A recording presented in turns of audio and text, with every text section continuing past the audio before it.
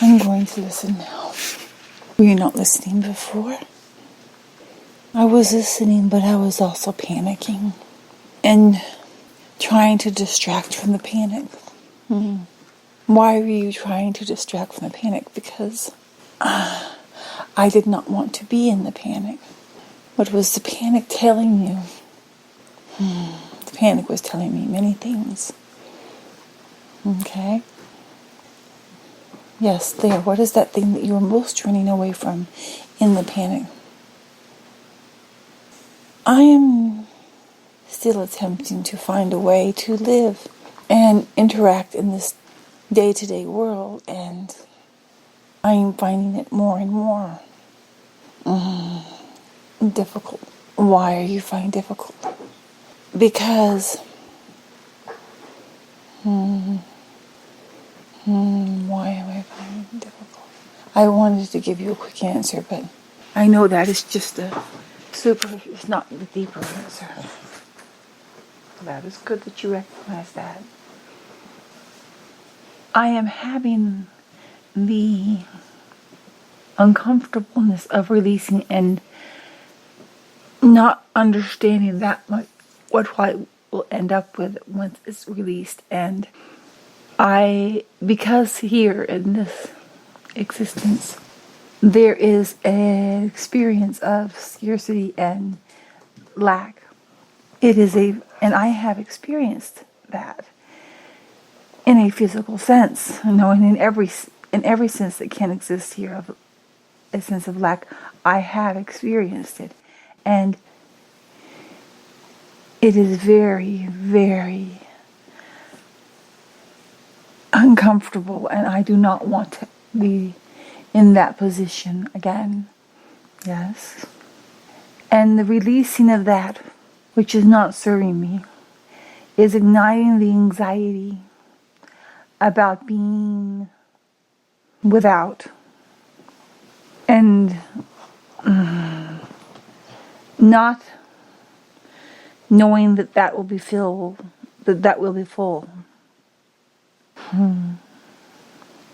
Look at that a little deeper. You already know the answers, but look at that a little deeper. Any time that you have ever experienced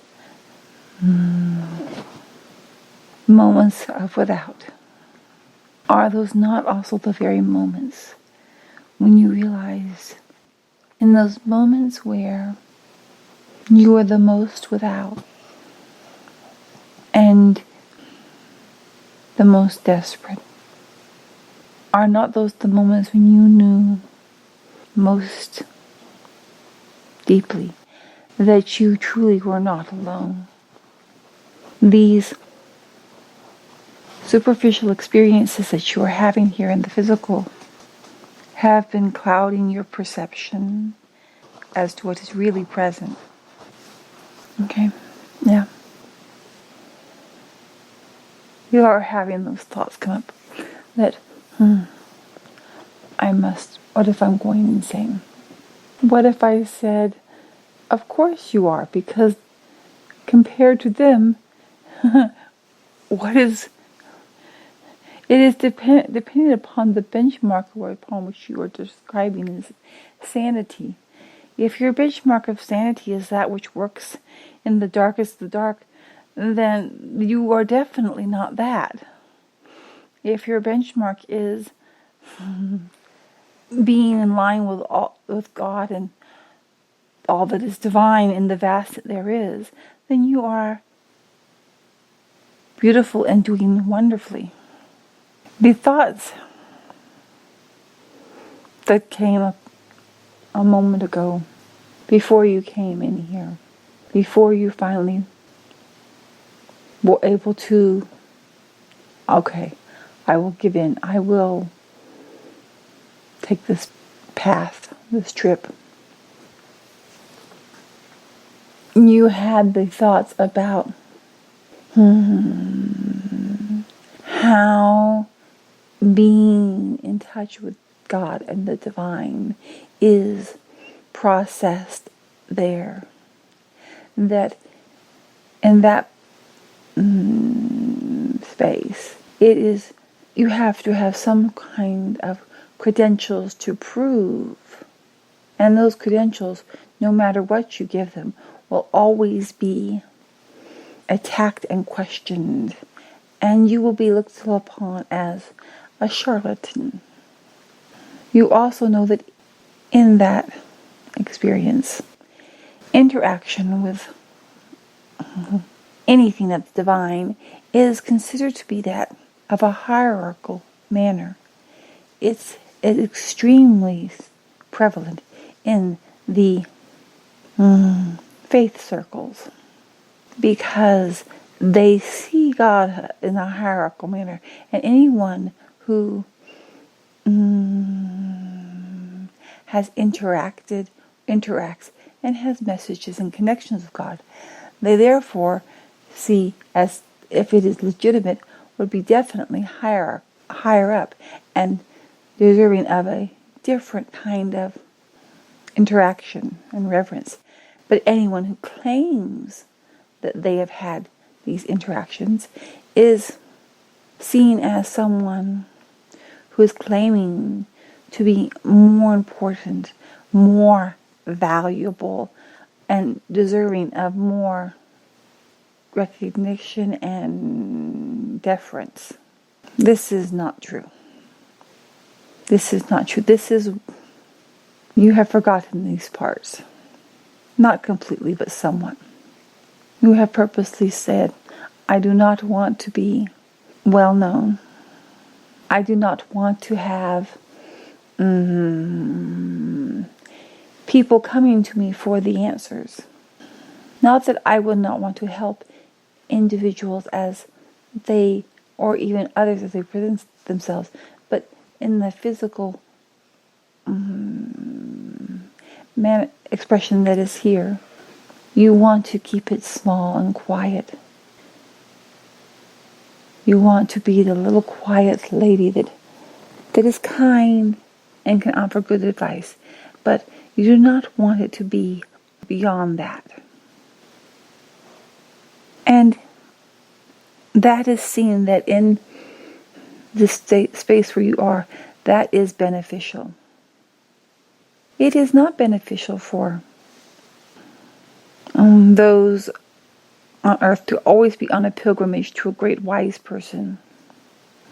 In times past, we can see how that could have been somewhat beneficial in that it would expose when they would travel to thoughts and experiences beyond what they had experienced, and would help them to realize that how limited they had been before. And then at some point they can recognize, wait a second, if I go from here to there, I learn these things and expand. And if I go from here to there, I learn things and expand. Then this whole experience on this earth plane is limited. It needs to be expanded.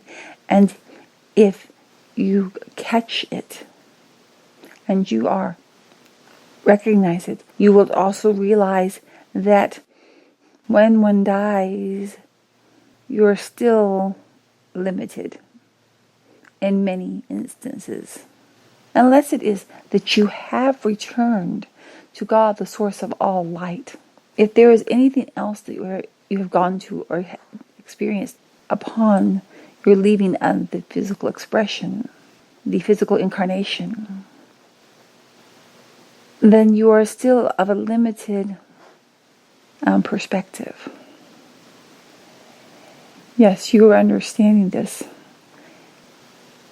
And the experiences the expression has had, there have been several times where, quote unquote, your world has completely come down. And as it came down, you were in complete turmoil, believing that you needed at least some elements of that. And you tried to hold on to them, saying, I do not want to burn my bridges. But the farther you got out and away from it and distance from it, the more clearly you could see how distorted and not beneficial for you it had been. The complete loss of worlds that you have experienced multiple times, though it has created in you the expression, a sense of fear, was to help you to see that that was not beneficial for you, and to see that which it truly was. The majority of that which you are wanting to accomplish is already in line, and it will just take a little bit of time to do those other things you are wanting to accomplish. You do not have to be in a state of panic. There is as God moves in more fully, that which is you is going, the expression is going to morph. And as it morphs, that which is not in line with divinity will become more uncomfortable, begin to disintegrate, and disappear. If you find in your life that there are those who you are not saying things or acting in a way that you are not acting in a small enough way so that they feel comfortable, in a way of acquiescing that they like. And they will go out, and as they go away, yes, they very well could be trying to, in their last throes, make you feel smaller and smaller. It is not that you are saying that you are better. You are just being what you really are. You do not have to continually try to make yourself seem smaller and quieter. When you speak, you know, because you will sometimes you speak from your time with yourself, which in that perspective is massively wise and perfect for the individual at that time space. Sometimes, because of your connection and the ease thereof, you will bring forth messages from me, the God, the source of that you call the source of all light, the originator. You may also bring through messages, though not so much so, from others in the divine. You are true in saying you are not a medium, in the sense that you talk to every spirit and bring the messages back and forth, back and forth, back and forth. That is not your weaving. You have a weaving and a connection with all, but it is not one of between each soul and being, constantly interconnecting them in lines between each other. It is a different kind of weaving than that. No, that is not you. That is not really one of the weavers which you were thinking of, because you knew that was not what you were. It is not really a weaving. That is more of a what some there call a collective. You are not part of a collective. You are part of families, but you are not part of a collective. And you do not act in a manner as in a collective. You can have a conversation with a specific soul and another specific, but it would be just as though you were saying, okay, I'm going to go to this person's house and knock on their door. I will see them as they present themselves when they answer the door. You will not go down their paths and just pull out everything.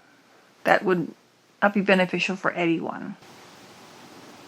This is a chaotic time.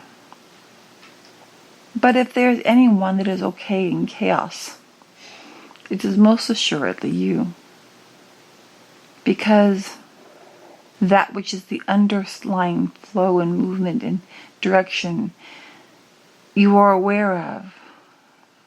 We are trying many different things, but this is also in line with your very nature. If you try something and you meet with difficulties, you just immediately adjust and try something new. And so that is what we are constantly adjusting with. That is why we have told you and brought forward the information about prophecies. And when you ask us and put forth, well, will this be this, and will that be that, and what about this, and what about that? And it is everything in the universe of the soul is still up in the air and has not settled. Those that are 100% realigned and maintaining their divinity therein, though they still may have some bumps and swirls it ahead, it is more, their landing is, where they are landing is more clear and likely, more understood. But that is by far not the majority in the universe of the souls. This is a tremendous undoing of that which was known and within the universe of the souls. It is not just having earth be a more pleasant place. We are not just doing a limited adjustment, because every time we have had to readjust, we have gone deeper and must clean out more. So maybe something that would have remained 2 or 3 options ago, it cannot be here now. It is beneficial that during this time, give yourself whatever it is that you need to do at that time. If you feel unbelievably anxious, quiet, look into it. Look into it the way you look into things, and to see things and see the path. See if it is based upon the releasing of things in the expressions experience, or is it broader or deeper? And if it is broader or deeper, breathe into it and just go with the flow. Just go with the flow.